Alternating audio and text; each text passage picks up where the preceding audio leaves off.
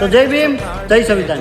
તો મિત્રો, મેં તમને પહેલા એ કીધું હતું ને હજી કહું છું, આવો અને એક થાવી અને એક નહીં થાવીને તો આપણા સમાજ ઉપર અત્યાચાર થવાનો છે અને આપણે અત્યાચાર સહન કરવાનો છે.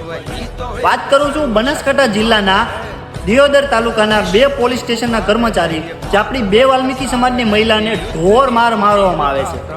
અને જ્યારે આપણે પોલીસ સ્ટેશને જ આવી એના ઉપર FIR દર્જ કરવી અને આપણે જ્યારે ન્યાય માંગવી ને ત્યારે ન્યાય નથી મળતો.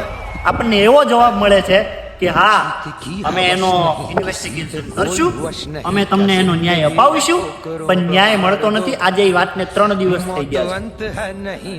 તો શું મિત્રો, આપણે નાના વર્ગના લોકો છીએ એટલે આપણે આવો જ અત્યાચાર સહન કરવાનો છે?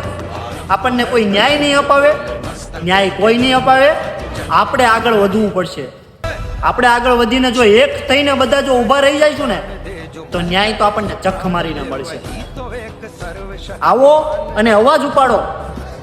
એ 2 મહિલાને આપણે ન્યાય અપાવવાનો છે હવે.